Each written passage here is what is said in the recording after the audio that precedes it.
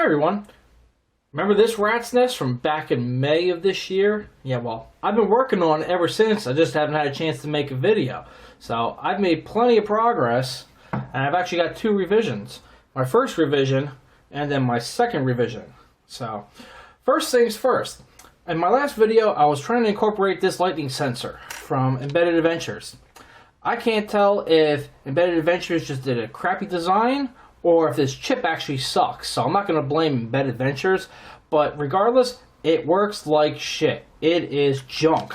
So that's no longer in the project, unfortunately. I would have loved to have the lightning detector. It's not happening.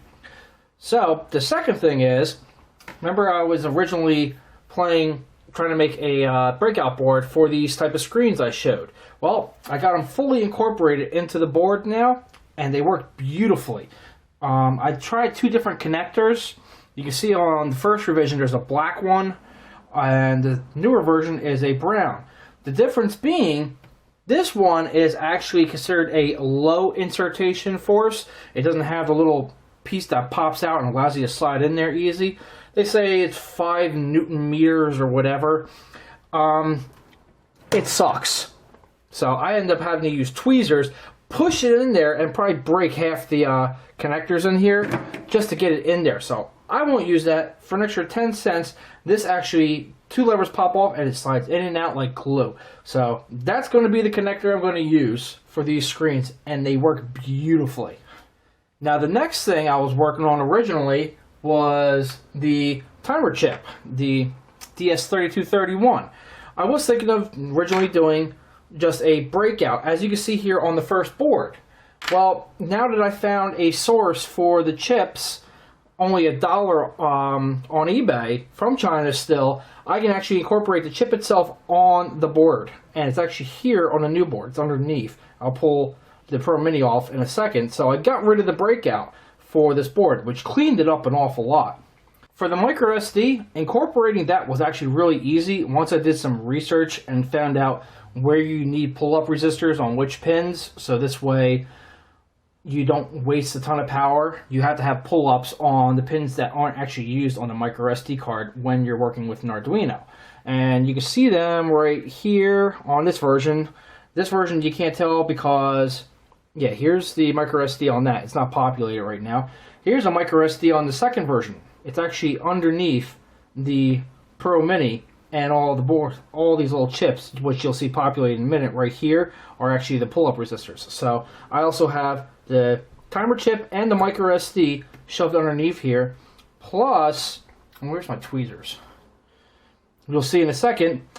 Let's see here. This little 8-pin right there, that is the BME 280, and this is the MAX 17043 fuel gauge for the LiPo battery.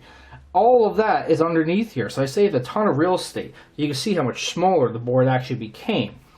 Still got the 9 capacitors for the charge pump for the LCD connector. The LiPo connector moved around a little bit. And I'm still working with the micro USB for charging only. I have one problem with the fab, which wasn't really the fab's fault or mine. I just neglected to find out what their limitations were. When I designed the first board, these were populated as full holes, just like this. So this way the micro SD or micro USB would slide in there. But the fab couldn't work with the way KiCad made it, so it only gave me vias. And the little pins on the bottom wouldn't slide through. It's too small of a hole. That got fixed in the second version by just making really big vias. So now it mounts a lot smoother and sits on there perfectly. I'm not sure if you can see it on here.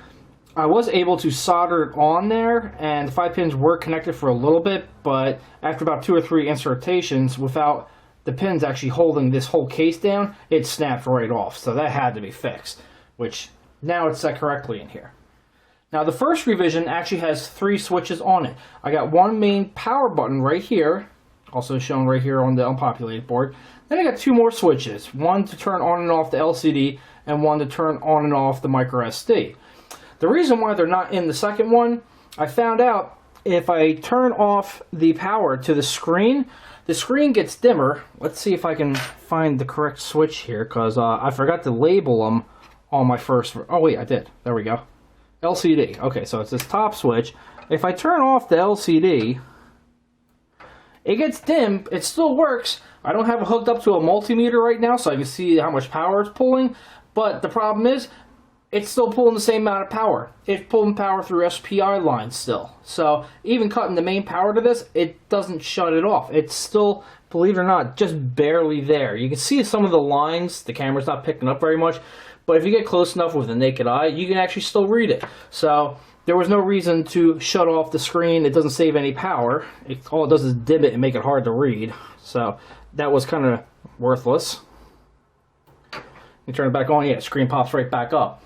The other one for the micro SD, to turn that on and off, honestly, it wasn't worth the extra 25 cents for the part, because if you use the correct micro SD card in sleep mode, once you're not writing these cards, they go down to 7 microamps idle power. It's inconsequential. It's not even worth it. So if you want a data log, plug it in. It only pulls 7 microamps in between writes.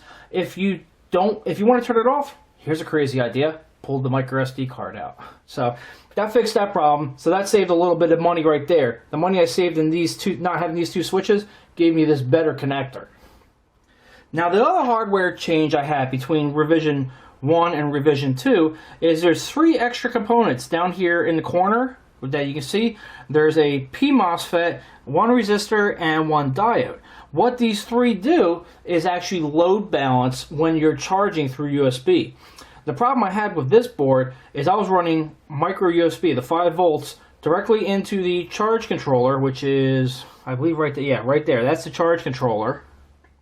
But at the same time, the unit itself was still pulling power from the battery. So even though it would charge it up to 99%, I would never get the nice little green light saying, hey, I'm fully charged, because I was always draining a little bit of power from the lipo. Well, this one incorporates a load balancer. So what happens when you plug in the micro USB, such as like this, you get your regular red light, like it's charging, but at the same time, the MOSFET disconnects all the components from the LiPo and powers it directly off of the micro USB, and also feeds power directly to the charger that charges the LiPo. So they're 2 separate entities at this point. So this way, it can actually charge the LiPo up to 100% and give me my green light. And there we go. We got a green light. Check that out. So now we can unplug and knock over stuff. Now we got a full LiPo battery that we can test with. You can see the Max 17043 LiPo, for some stupid reason, whenever it's plugged into USB power, it gets a wrong reading. It's reading 184%. Give it a few minutes, it'll actually come back down to 100% and start reading correctly. I'm still working on the code, so I have no clue why it does that. Now see, on this board, that would never happen. I would actually physically have to turn off the whole unit. This way you can finish charging the battery, and I'll finally get a green light saying, hey, I'm fully charged. So now we're done with this version. Let's get that out of the way. So before we do any power measurements, let's take off the Pro Mini, turn it off, and let you take a peek underneath here. So this shuts off all power to everything on the board except for the DS3231 battery backup. So right now it's still keeping time, but that's the only thing that's happening. And you'll see that when we switch over to the multimeter and start doing some power measurements. So we take this unit off. Comes off fairly easy. Now, underneath here, you can see the micro SD slot. You can see the BME 280 humidity, pressure, and temperature sensor. The Max 17043, the LiPo battery fuel gauge, and the DS3231 real-time clock. All of that I was able to fit underneath here. And the only thing I have outside is the micro SD or micro USB connector for charging, the on-off button, the balance charge or the load sharing for the charging, the screen connector, the LiPo connector, and the actual charging chip, which the number escapes me at the moment. Okay, so now we have the meter connected up in milliamp range right now. Basically, the meter runs off to the side here, comes on up top, just connected to the leads, shoots on over here. The lipo plugs into here and then passes on over. This way, the meter is in loop. Let me scan back down here. So when it's off, it's not doing anything. In milliamp range, there is no power being pulled. Now, if I switch to microamps, you can see 2.2 microamps being pulled right now. That is the real-time clock keeping time. Now, of course, since I had to unplug the lipo and bring it over here so that I can get the meter in line, you'll see when I turn it on, the time has reset. So it did lose power long enough to reset. But as long as the lipo is plugged in, it only pulls 2.2 microamps when everything is off. So let's switch it back to milliamps. Yeah, see, you can't even see micro all the way down. So let's turn it on. Goes through the initial setup. 4 milliamps, 4.7. There's a spike there for a second for 27 as it gets started. And now it's in sleep mode, but still running. So you can see it's pulling 770 microamps. That's with the screen on, everything's sleeping, and I got rid of the seconds, so it's not waking up once every second anymore. It's only waking up once every minute. So basically all that is the screen on, and everything else in sleep mode. So, and with an SD card plugged in. So let's see here if I can switch to microamps. There we go. 766 microamps.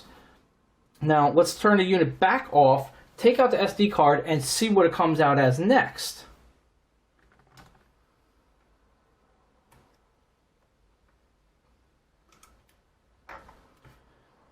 Okay, the SD card is now out. Turn the unit on.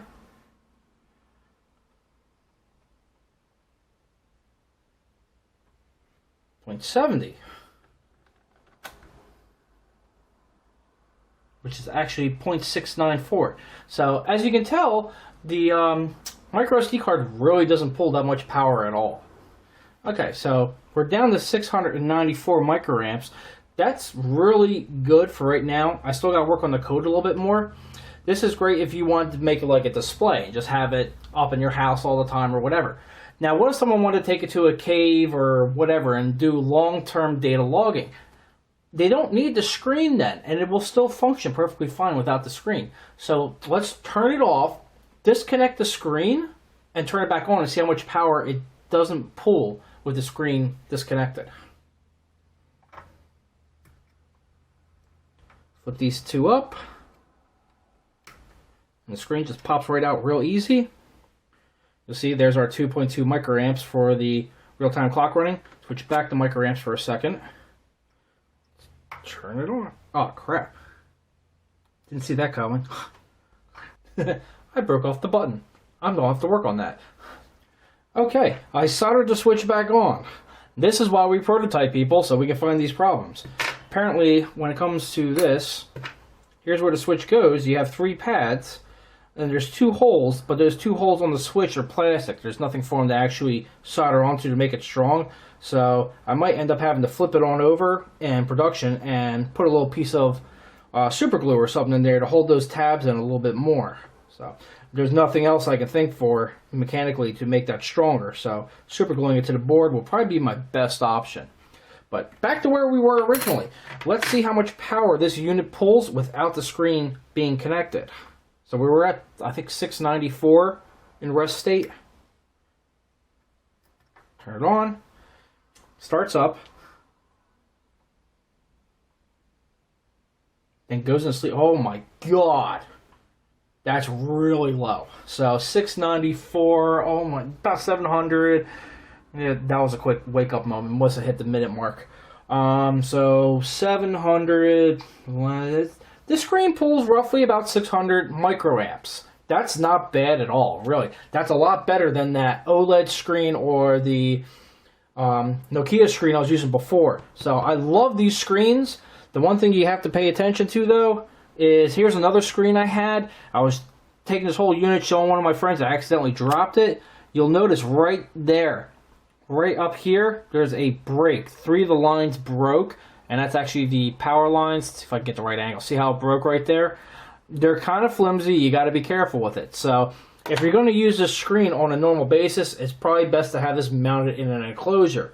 So there's one of the things you have to keep in mind. But let's switch it over to microamps. 114 microamps. That's not bad at all. And that's in sleep mode. And there, it just woke up real quick. It's awake maybe 50 milliseconds every minute. So I tried it on the older unit on this 2000 milliamp hour battery with the screen connected, and it ran for 7.5 weeks from a full charge at 4.2 volts down to when the lipo fuel gauge said it was at 0.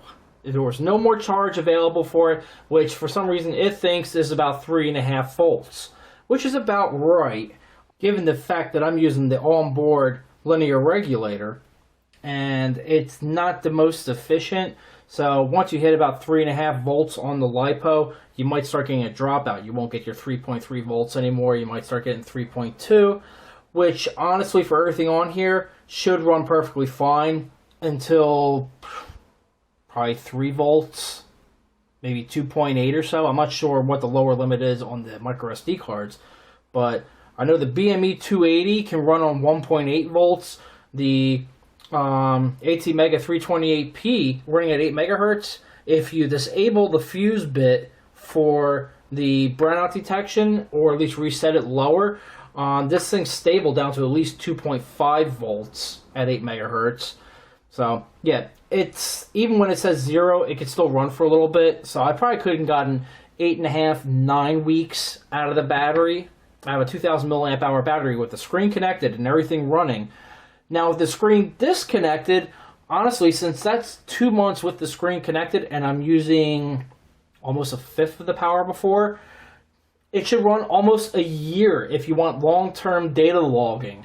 So it's wonderful. I love it. And there's probably still a little bit more I can eke out of here because everything's actually in sleep mode except for the fuel gauge. I haven't figured out the code on that yet because every time I put it to sleep and tell it to wake back up, it won't read correctly. So it's on all the time. When that's not much. In sleep mode, that chip is supposed to pull 5 microamps. When it's fully on, it supposedly pulls 50 microamps by the data sheet. So technically, we should be able to get this number, if I can get that chip turned off, under 100 easily. We should be able to get to about 75 microamps at sleep, but that's a software issue at this point. Hardware-wise, I'm really good. I got to do a few more things to this board. So now we're done with the meter. Let's put everything back together. The screen, as I showed before, has this nice little pop-out that makes it really easy to push the pins in here safely without damaging them. So you just slide right on in there. Slides in with practically no effort. Put it on down, and then you just slide these 2 pins. Stay in there. I got big fingers. This would be great for my wife to do. There we go. It's not going anywhere now. Put the micro SD card back in. And reconnect the LiPo. Now remember, every time you disconnect the LiPo, you lose the power to the timer chip, and it's going to reset. And for that, I have a separate sketch. You load up the sketch first. It sets the time on it, and then you load the main sketch, which does everything else. So, plug this in. And I apparently still has the switch on. So you'll see the time's all reset, the date's all reset, and the battery's at 100%. So everything works good. The only thing is now to reset the time, I have to reload a sketch into it, and I don't have any better way. But that, how often are you honestly in field service going to be pulling that battery off? That battery should probably stay on here for 3 to 5 years. All you're doing is recharging it through micro USB. Now for the board itself, I do have a few things to change. Also, here's the back of it.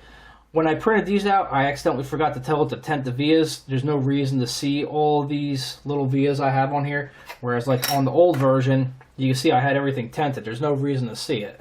So that's not a big deal. That can be fixed in the next revision. I just click a box and it'll tent all these vias and you don't have to worry about it. But also on here, I put all pin designations, a little bit of information, such as the real-time chip is, the power for that is on D4. The LED, oh that's right, I completely forgot to tell you. I added in a status LED, which I don't have active right now in this sketch, but if I orient this correctly the same way, it's right here. You got a resistor and an LED tied to D6, which you can use for whatever you want, such as a blinking indicator for once a minute if you're doing long-term data logging without the screen, just to make sure that this unit is still working. You can also have it blink a couple times or have it fade in. Actually, I forget if D6 was PWM or not, but you can have it blink a couple different seconds if the battery's almost dead. You can tie it to a reading for the lipo battery and say, hey, I'm almost dead, come charge me. So it blinks a few times. You can use that LED for anything. And back over, D7 is for the micro SD slave select or cable select, whichever. And I also put the I2C addresses, I2C addresses on here. BME 280, the MAX 17043, and the DS3231 for anyone who's doing their own code. I'm only going to give my code available freely for anyone to play with when this goes into production. I'm putting all the hardware together. I'm not a software major whatsoever. I also labeled the power button on the back here. The micro SD has this little lip, or micro USB. God, I keep on screwing that up. Micro USB has this little bottom lip that hangs over from the connector, and this whole unit is actually tilted up ever so slightly. So to fix that in the next version, I'm probably going to make a little cutout here, right where it is. This way it sits a little more flush. It'll probably be even stronger. So that'll fix that little problem. The positive and negative on the LiPo connector, depending upon which battery you get, such as on this unit, the little 950 milliamp hour battery I have plugged into this unit, the power and negative were switched, and I ended up, thankfully, I was going to charge it first before I plugged it in. I had one of my little Adafruit LiPo chargers. I fried the chip, not even looking, seeing that even though this guy sold a good battery, the connectors were reversed.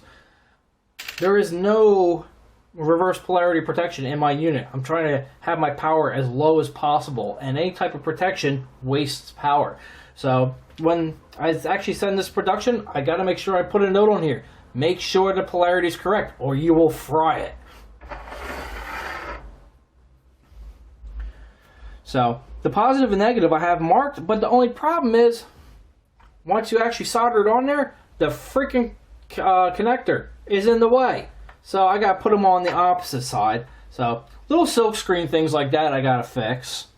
And the other thing I got to do too, I ended up getting, because I want to eventually mount my unit on a piece of plexiglass, I got 4 mounting holes on the side, and supposedly KiCad says they are 3 millimeters. I bought 3 millimeter nylon screws just for this use, so I can test. Yeah. Okay, let's get another one. I bought nylon screws for this unit, but unfortunately, even though these are 3 millimeter, and they say this hole is 3 millimeter, they don't go through. So I'm going to put 5 millimeters, still use a 3 millimeter nuts, and it will definitely work. So I do have a few little revisions I need to do. So that is the current state of affairs with the Arduino weather monitor / data logger. It has a lot of promise, and hopefully I will have it done by April. So if you have any questions or comments, go ahead and leave them below. Thank you.